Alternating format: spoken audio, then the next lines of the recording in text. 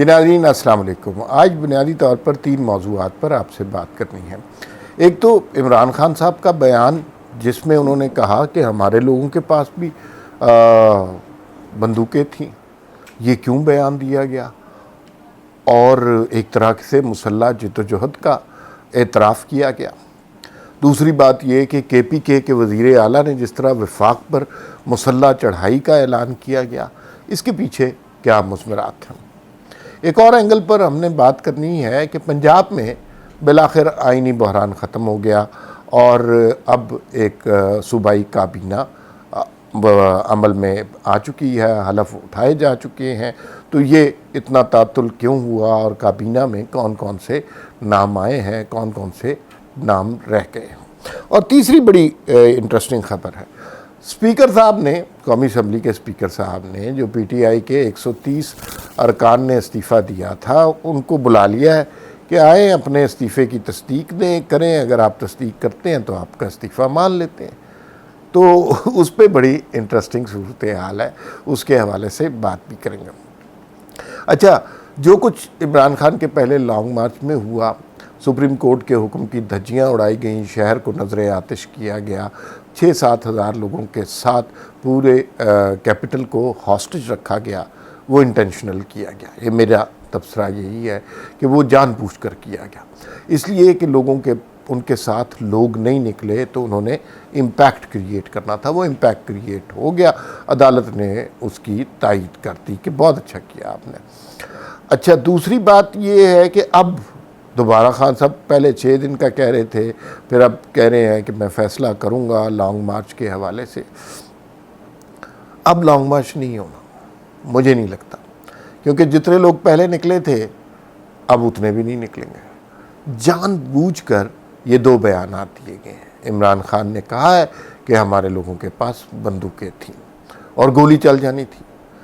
दूसरी बात ये कि जिस तरह बहीमाना तरीके से KPK के वज़ीर आला ने गुफ्तगू की है, वो तो यूँ लग रहा है कि एक मुल्क दूसरे मुल्क के ऊपर जंग आज़ादी लड़ने जा रहा है या चढ़ाई करने जा रहा है और जो कुछ असलहा बारूद है वो चलाने जा रहा है।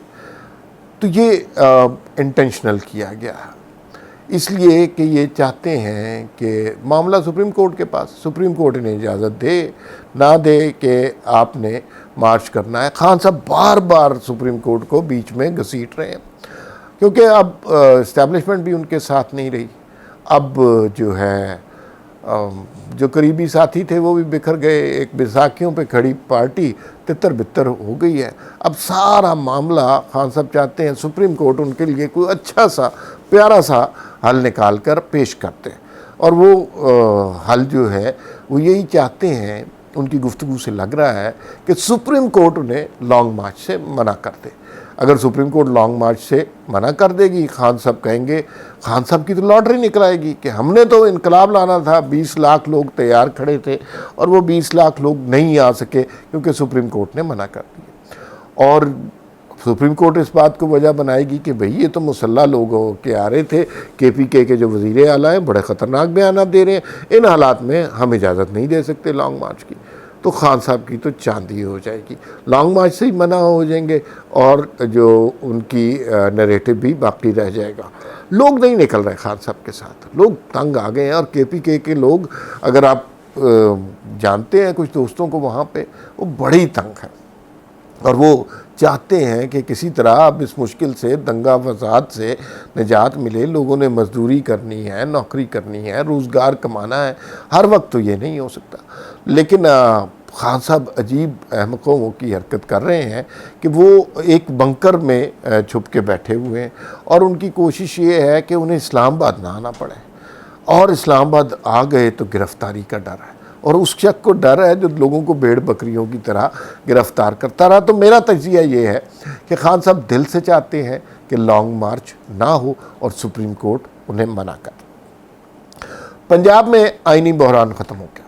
हमजा शहबाज वज़ीर आला तो थे, अब गवर्नर भी आ गए। बलीउर रहमान साहब सुना है बहुत साफ़ सुथरे से आदमी हैं, और फिर अब कैबिनेट भी आ गई है। कैबिनेट ने हलफ उठा लिया।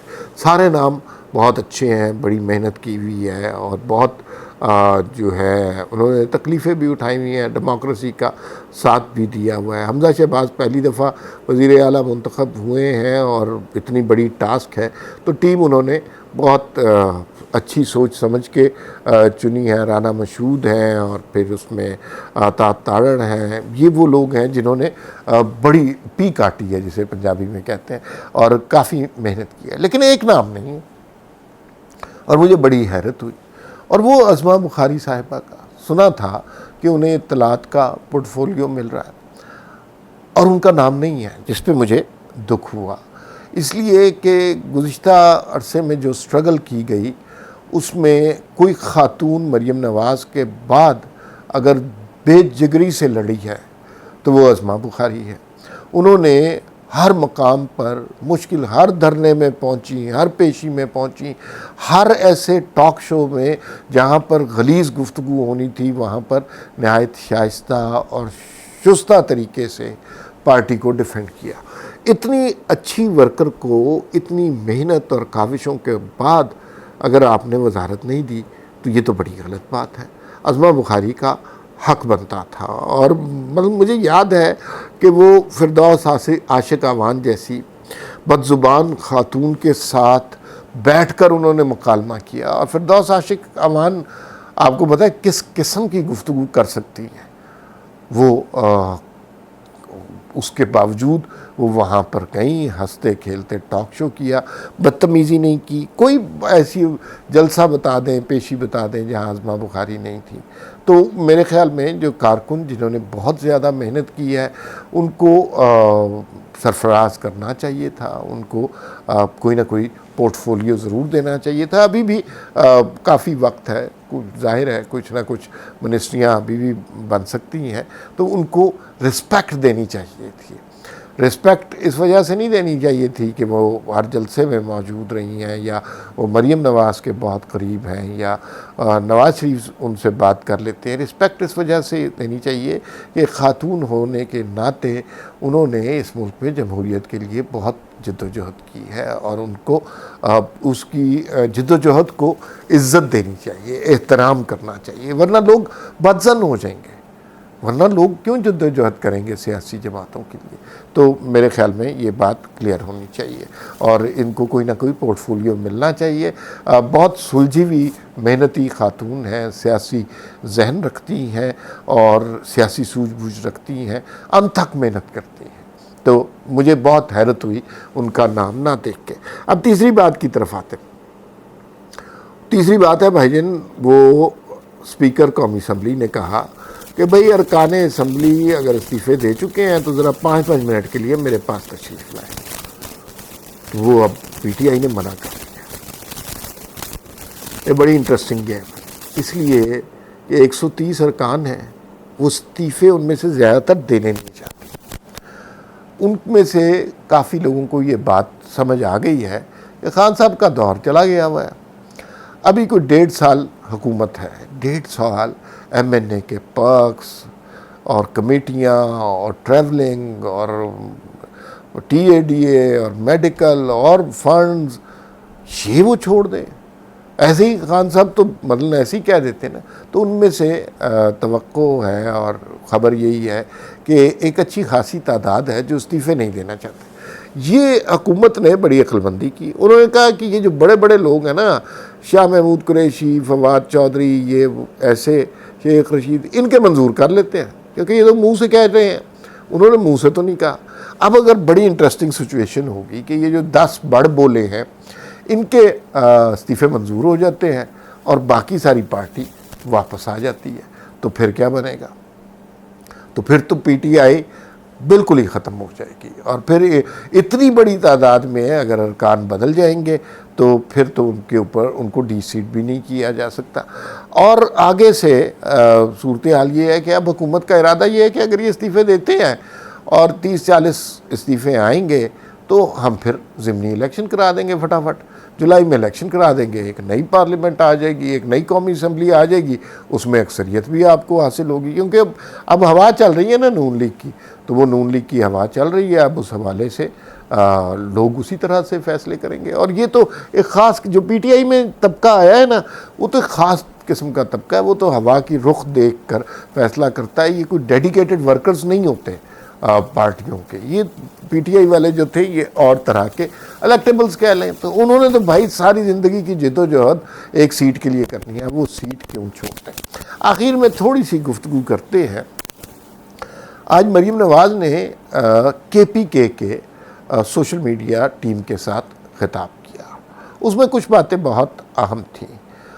उन्होंने ये बात बड़ी वाज़ेह की कि इमरान खान साहब जो कर रहे हैं वो जहाद नहीं है, फसाद है, और इस फसाद को रोकना जहाद है। दूसरा उन्होंने ये भी कहा कि हम कोई भी हुकूमत किसी सूबे को वफाक पर चढ़ाई का जो है इजाज़त नहीं दे सकती।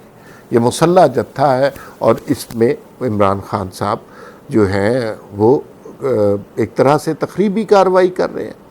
फिर उन्होंने ये बात भी की कि जो बड़ी इंटरेस्टिंग मुझे लगी, उन्होंने कहा कि सबसे ज़्यादा ताली जहाँ बजती है मेरी तकरीरों में जब फराह गोगी का नाम आता है। ये बात उन्होंने की तो इस पे भी बहुत ज़्यादा तालियां बजीं। और फिर जो उन्होंने मुल्की सियासी सूरत हाल का नक्शा खींचा, मेरे ख़्याल में ना वो बहुत ज़रूरी है। केपीके के सोशल मीडिया टीम थी, उनको क्लियर करना चाहिए उनके बच्चों के, वो मुताला पाकिस्तान पढ़े हुए बच्चे हैं और उनको, और वो अच्छे वर्कर हैं, उनको बेसिकली हुकूमत से वफ़ादारी का नहीं जमहूरियत का दर्स देना चाहिए, उन्हें आईने पाकिस्तान की हुर्मत का दर्स देना चाहिए। ये जो बच्चे हैं ना, ये इन्फ्लुएंसर हैं, 10-10, 20-20 लोग भी अगर इनके फॉलोअर हैं तो ये मल्टीप्लाई होता जाएंगे और फिर इस मल्टीप्लिकेशन को एक्सेलरेटर अफेक्ट लगेगा। नून लीग का जो सोशल मीडिया है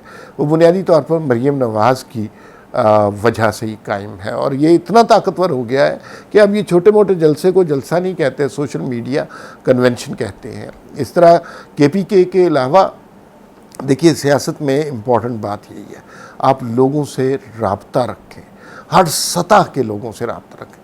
जितना आपका लोगों से राब्ता होगा उतना ज़्यादा लोग आपके मुतक़िद होंगे, आपके मानने वाले होंगे। जो सूरत हाल पाकिस्तान की ओवरऑल चल रही है उसके मुताबिक मेरा तजज़िया है, और वो गलत भी साबित हो सकता है, कि लॉन्ग मार्च नहीं होगा। पंजाब अब बहुत फंक्शनल हो गया है और अब जाहिर है कि पीके के सारे रास्ते पंजाब से ही इस्लामाबाद आते हैं, वहाँ पर भी रुकावटें खड़ी होंगी और पीटीआई के अरकान इस्तीफ़े नहीं देंगे।